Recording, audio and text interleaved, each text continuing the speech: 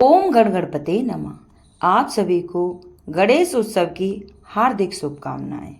आज आपने जानेंगे कि गणेश चतुर्थी कब मनाई जाएगी और गणेश चतुर्थी की संपूर्ण कथा। गणेश चतुर्थी से शुरू हुआ गणेश उत्सव का महापर्व जो अनंत चतुर्थी को समाप्त होता है। अनंत चतुर्थी के दिन ही 10 दिनों तक विधि विधान के साथ श्री गणेश जी की पूजा अर्चना करने के बाद विसर्जन किया जाता है। भगवान गणेश जी ज्ञान, सामर्थ्य और सौभाग्य के देवता के रूप में पूजा जाता है। गणेश चतुर्थी का दिन भगवान गणेश जी को समर्पित है। इसे विनायक चतुर्थी के नाम से भी जाना जाता है। इस दिन विशेष रूप से गणेश जी की पूजा अर्चना की जाती है। पांचांग के अनुसार हर महीने 2 चतुर्थी आती हैं, एक शुक्ल पक्ष की और दूसरी कृष्ण पक्ष की। कृष्ण पक्ष की में पहले चतुर्थी को संकष्टी के नाम से जाना जाता है और इस दिन चंद्रमा को अर्घ्य देकर व्रत का पारायण किया जाता है। लेकिन शुक्ल पक्ष की चतुर्थी को विनायक चतुर्थी के नाम से जाना जाता है। इस दिन विघ्नहर्ता भगवान गणेश जी की पूजा की जाती है, लेकिन इस दिन चंद्रमा के दर्शन निषेध होते हैं। सभी देवताओं में गणेश जी का स्थान सर्वोपरि है। गणेश जी बुराई और बाधाओं को दूर करते हैं। भगवान गणेश जी की नियमित पूजा करने से घर में सुख समृद्धि में वृद्धि होती है। तो साल 2024 में भाद्रपद माह के शुक्ल पक्ष की चतुर्दशी तिथि 7 सितंबर शनिवार को मनाई जाएगी, क्योंकि चतुर्दशी तिथि प्रारंभ है 6 सितंबर शाम 3:03 से और अगले दिन यानी 7 सितंबर शाम को 5:39 तक चतुर्थी तिथि रहेगी।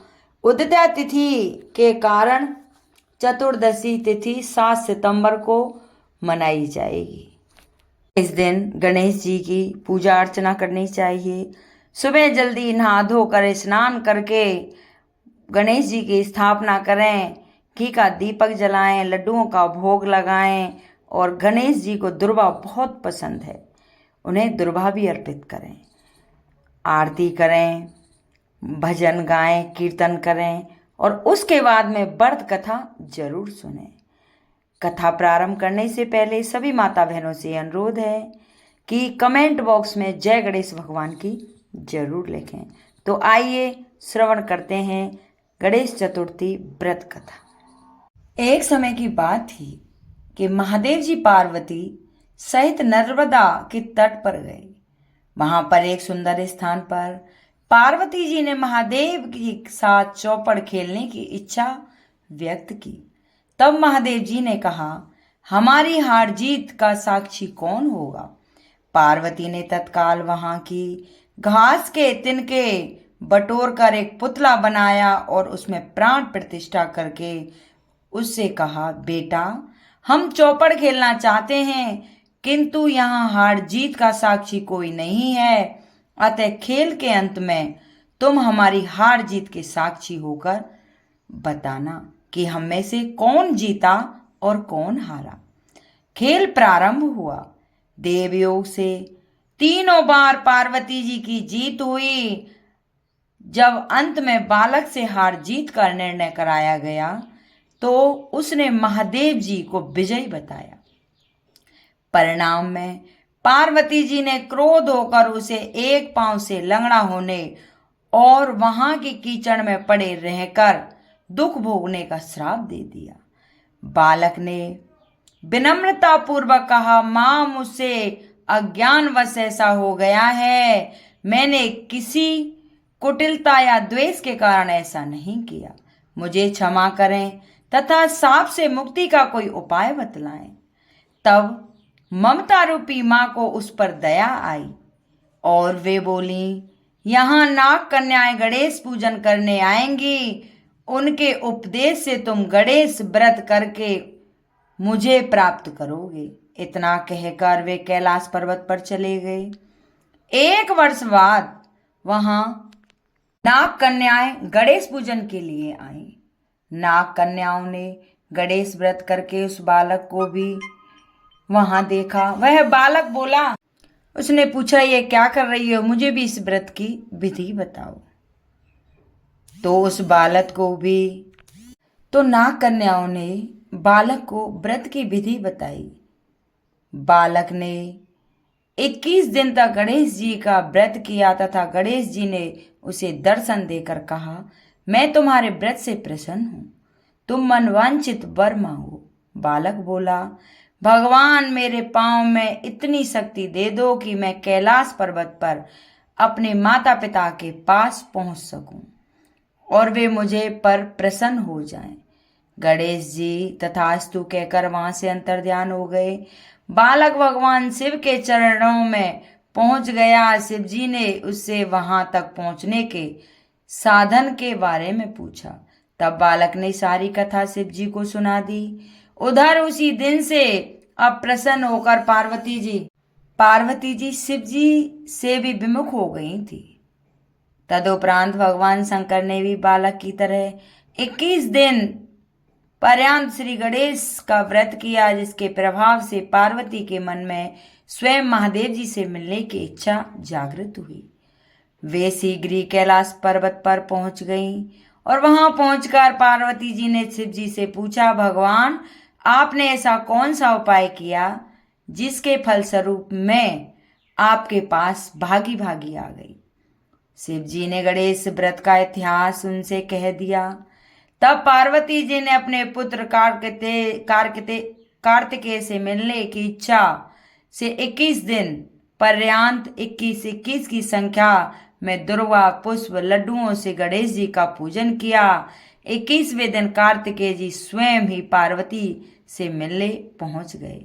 उन्होंने भी मां के मुख से इस व्रत का महात्म सुनकर व्रत किया। कार्तिकेय ने यह व्रत विश्वामित्र जी को बताया। विश्वामित्र जी ने व्रत करके गणेश जी से जन्म से मुक्त होकर ब्रह्म ऋषि होने का वर मांगा।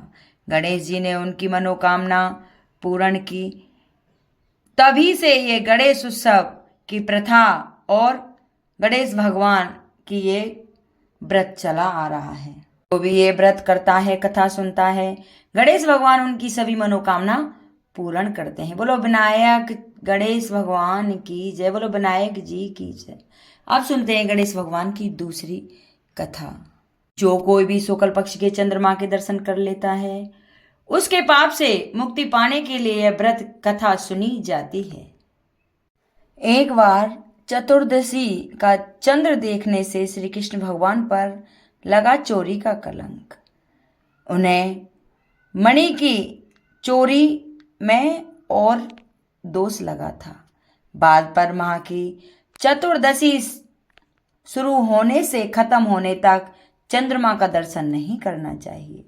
यदि भूल से गणेश चतुर्दशी के दिन चंद्रमा के दर्शन हो जाएं, तो मिथ्या दोष से बचने के लिए उन्हें यह व्रत कथा अवश्य सुननी चाहिए। एक बार नंद किशोर ने सनातन कुमारों से कहा कि चतुर्थी तिथि चंद्रमा के दर्शन करने से श्री कृष्ण भगवान को जो कलंक लगा था, वह सिद्धि विनायक व्रत करने से ही दूर हुआ था। ऐसा सुनकर सनत कुमारों को आश्चर्य हुआ। उन्होंने पूर्ण ब्रह्म श्री कृष्ण को कलंक लगाने की कथा पूछी तो नंद किशोर ने बताया, एक बार जरासंध के भय से श्री कृष्ण समुद्र के मध्य नगरी बसाकर रहने लगे। इसी नगरी का नाम आजकल द्वारकापुरी है। द्वारकापुरी में निवास करने वाले सत्राजित यादव ने सूर्य नारायण की आराधना की। तब भगवान सूर्य ने उसे नित्य 8 बार सोना देने वाली समयंतक नामक मणि अपने गले से उतार कर दी थी। मणि पाकर सत्राजित यादव जब समाज में गया तो श्री कृष्ण ने उस मणि को प्राप्त करने की इच्छा व्यक्त की। सत्राजित ने वह मणि श्री कृष्ण को न देकर अपने भाई प्रसेनजित को दे दी। एक दिन वह प्रसन्नचित घोड़े पर चढ़कर शिकार के लिए गया। वहां एक शेर ने उसे मार डाला और मणि ले ली। रीछों का राजा जामवंत उस सिंह को मारकर मणि लेकर गुफा में चला गया। जब प्रसन्नचित कई दिनों तक शिकार से न लौटा तो सत्राजित को बड़ा दुख हुआ। उसने सोचा कि श्री कृष्ण ने ही मणि प्राप्त करने के लिए उसका वध किया है, अतः बिना किसी प्रकार की जानकारी जुटाए उसने प्रचार कर दिया कि श्री कृष्ण ने प्रसेनजित को मारकर समयंतक मणि छीन ली है। इस लोक निंदा के निर्माण के लिए श्री कृष्ण बहुत से लोगों को साथ लेकर प्रसन्नचित को ढूंढने वन में गए। वहां पर प्रसन्नचित को शेर द्वारा मार डालना और शेर को रीछ द्वारा मारने के चिन्ह उन्हें मिल गए। रीछ के पैरों की खोज करते करते वे जामवंत की गुफा पहुंच गए और गुफा के भीतर चले गए।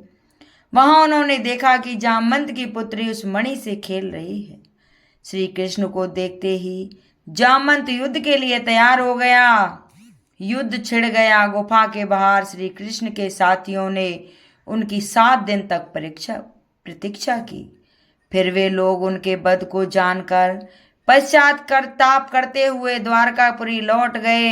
इधर 21 दिन तक लगातार युद्ध करने पर भी जामवंत श्री कृष्ण को पराजित ना कर सका। तब उन्होंने सोचा, कहीं यह वही अवतार तो नहीं जिसके लिए मुझे रामचंद्र जी का वरदान मिला था।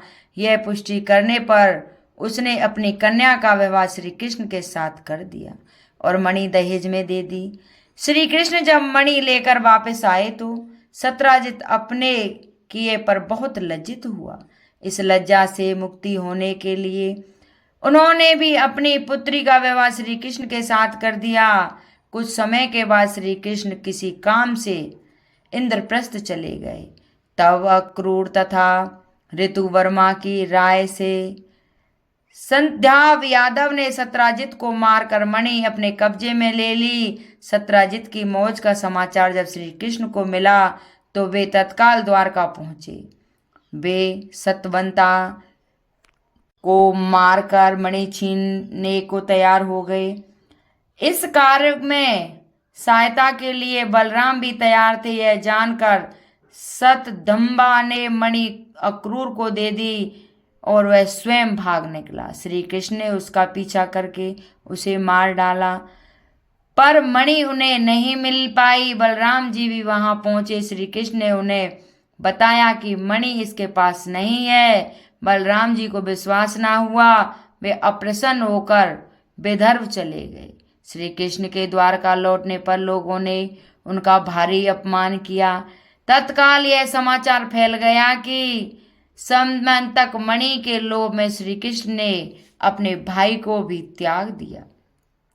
श्री कृष्ण ने इस आकरण प्राप्त अपमान के शोक में डूबे थे कि सहसा वहां नारद जी आ गए। उन्होंने श्री कृष्ण को बताया, भाद्रपद में की शुक्ल पक्ष की चतुर्दशी के चंद्रमा का दर्शन किया था, इसी कारण आपको इस तरह लालछन होना पड़ा है। श्री कृष्ण ने पूछा, चौथ के चंद्रमा को ऐसा क्यों हो गया है जिसके कारण उसके दर्शन मात्र से ही मनुष्य कलंकित होता है।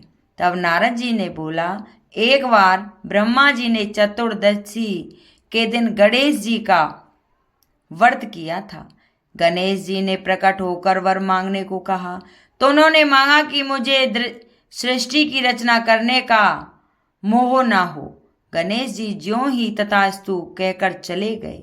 उनके विचित्र व्यक्तित्व को देखकर चंद्रमा ने उपहास किया। इस पर गणेश जी ने रुष्ट होकर चंद्रमा को श्राप दे दिया कि आज से कोई तुम्हारा मुख नहीं देखेगा। साप देकर गणेश जी अपने लोक चले गए और चंद्रमा मानसरोवर की कुमकुम नदियों में जा छुपा। चंद्रमा के बिना प्राणियों को बड़ा कष्ट हुआ। उनके कष्ट को देखकर ब्रह्मा जी की आज्ञा से सारे देवता उनके व्रत से प्रसन्न होकर गणेश जी ने वरदान दिया कि जब चंद्रमा साप से मुक्त तो हो जाएगा, पर भाद्रपद शुक्ल पक्ष की चतुर्दशी तिथि को चंद्रमा के दर्शन करेगा उसे चोरी आदि का झूठा लालचन जरूर लगेगा, किंतु जो मनुष्य प्रत्येक द्वितीया को दर्शन करेगा वह इस लालचन से बच जाएगा। इस चतुर्थी को सिद्ध विनायक व्रत करने से सारे दोष छूट जाते हैं। यह सुनकर देवता अपने अपने स्थान को चले गए।